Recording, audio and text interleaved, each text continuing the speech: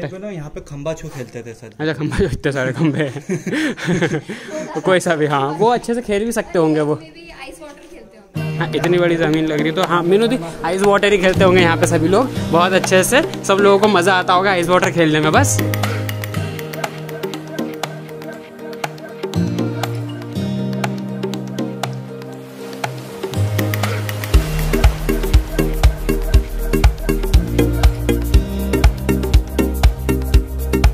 Hey guys, welcome back to my YouTube channel.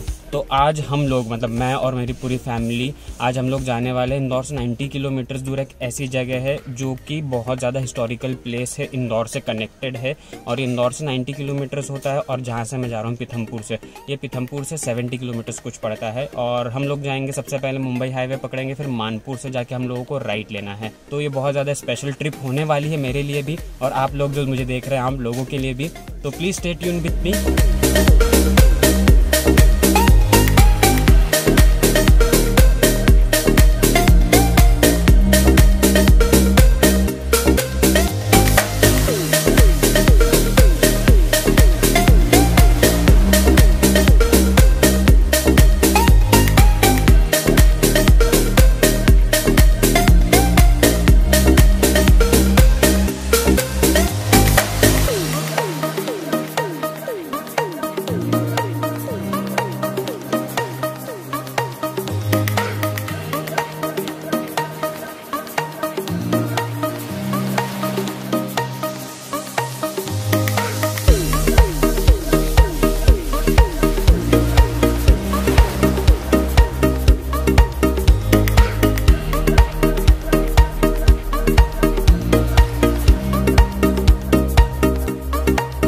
तो मैं finally आ चुका हूँ मांडू और इसे मांडव भी कहते हैं। जैसे मैंने बताया इंदौर से 90 किलोमीटर से। और जैसे अभी आप लोगों ने देखे होंगे सारे गेट्स और बड़े बड़े दरवाजे, तो ये पुराने ज़माने में राजा महाराजाओं के अंदर महल थे।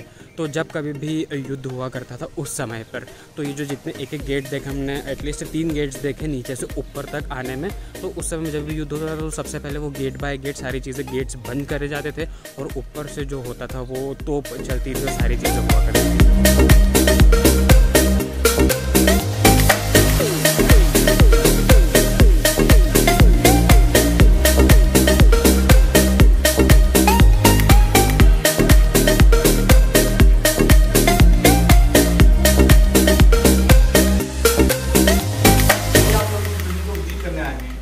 रूपमती पवेलियन कहा जाता है, रूपमती मंडप। बट रानी रूपमती यहाँ रहती नहीं थी।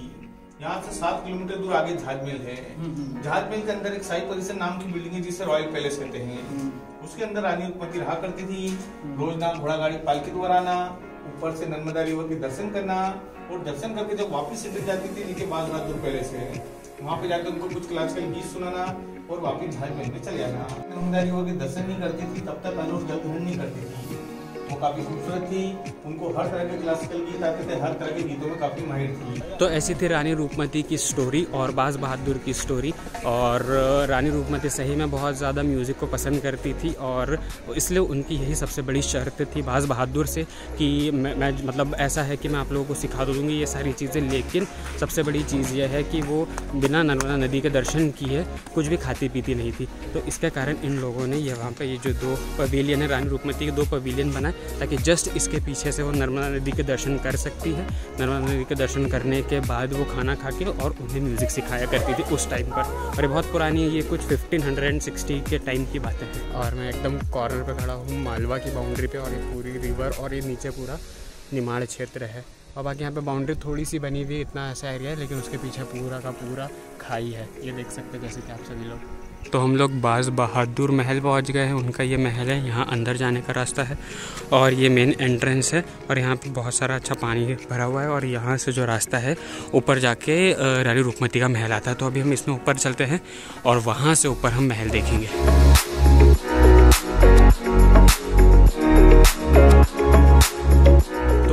आ चुका हूँ फाइनली बाज बहादुर महल में और ये पूरा उनका महल है। और वो जो पीछे जैसे कि आप लोगों को दिख रहा है वो है रानी रूपमती का महल। वो वहाँ नर्मदा नदी के दर्शन करके यहाँ आती थी और बाज बहादुर को संगीत सिखाया करती थी।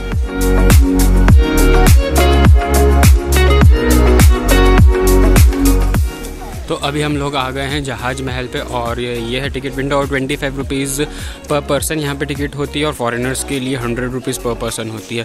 और यहाँ पर जो टोटल जगह है वो 13 प्लेसेस है इस मैप के अकॉर्डिंगली। तो ये रही वो 13 प्लेसेस।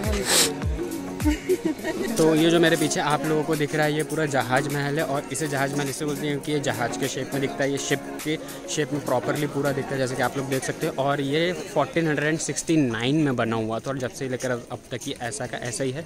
और ये फेमस इसलिए क्योंकि इसके दोनों साइड जो है वो पानी है। तो अभी मैं ऊपर जाऊँगा और इसके दोनों साइड से आप लोगों को पानी दिखाता हूँ।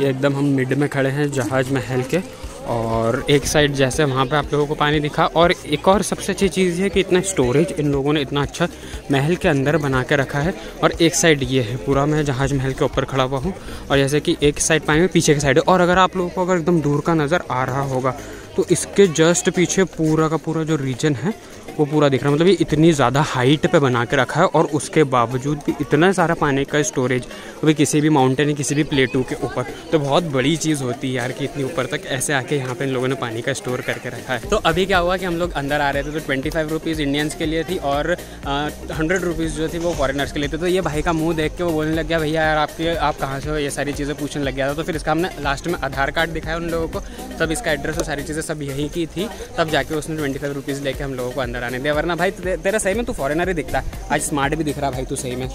चल जल्दी चल, धूप होती है सारी, काला हो जाएगा यार तू। अरे नहीं, एक सिपाही हम लोगों को मिल गया ये खड़ा भाई, एकदम स्मार्ट दिख रहा है तू। मतलब तू कितने लोगों को एक साथ मार सकता था उस जमाने में, सही बताना।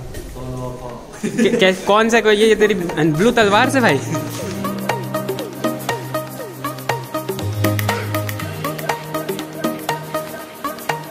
तो ये जैसे कि बड़ा जहाज महल है और ये लोग ना एक छोटा सा डेमोन्स्ट्रेट करने के लिए छोटा बना रहे हैं और ये तैयारी चल रही है ताकि लोगों को एकदम एंट्रेंस पे ये रख देंगे और वहीं से लोग इसको देख के समझ भी पाएँ। अगर गाइड्स वगैरह होते हैं वो अगर आपको एक्सप्लेन करेंगे तो आप यहाँ से पता भी कर सकते हो। और ये बहुत बड़ा गार्डन है। यहाँ पे उस टाइम पे यहाँ पे भी फुटबॉल खेला करते थे। और ये यहाँ पे 3 क्या बोलते हैं आकाश उसको? Goal post. अच्छा गोल पोस्ट 1 2 3 और भाई सेट तो बहुत सारे, फिर कैसे? और 3 टिप्पे करवाते होंगे कि कितने टिप्पे करवाते होंगे खेलते टाइम? यहाँ पे खंबा छू खेलते थे सर। अच्छा खंबा छू, इतने सारे खंबे तो कोई सा भी, हाँ वो अच्छे से खेल भी सकते होंगे वो। हाँ इतनी बड़ी ज़मीन लग रही है तो हाँ मीनू दी आइस वाटर ही खेलते होंगे यहाँ पे सभी लोग बहुत अच्छे से। सब लोगों को मज़ा आता होगा आइस वाटर खेलने में बस।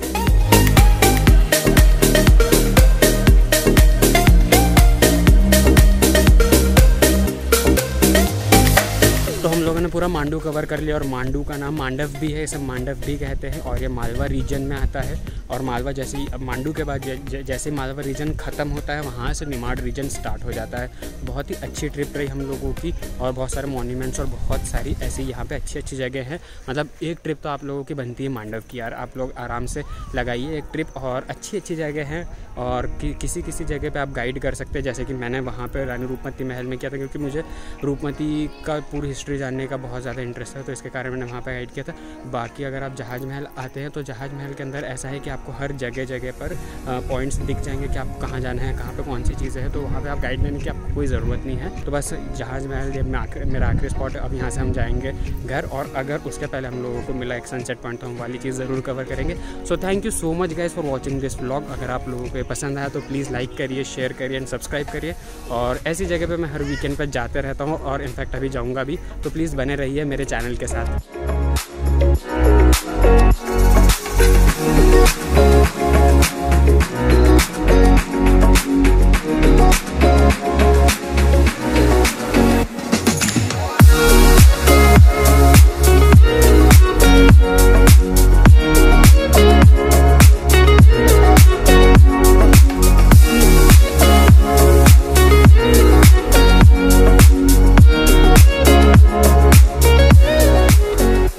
हम लोग जब रिटर्न घर के लिए हो रहे थे तो काकड़ा खो करके एक जगह है। जब आप मांडो जाते हैं, मांडो में अब जैसे ऊपर चढ़ने लगते हैं जो जितने सारे गेट्स आते हैं उन गेट्स के पहले ये जगह आती है और बहुत ही शानदार जगह लग रही है और क्या तो बढ़िया खाई सी लग रही है। और यहाँ से थोड़ा थोड़ा पानी फ्लो होते हुए जा रहा है और यहाँ पे बहुत ही अच्छा वाटर फ्लो होगा उस साइड से। तो मैं उधर कॉर्नर पे जाने की कोशिश करूँगा और देखते हैं कि वहाँ से कैसा वाटर फ्लो आता है।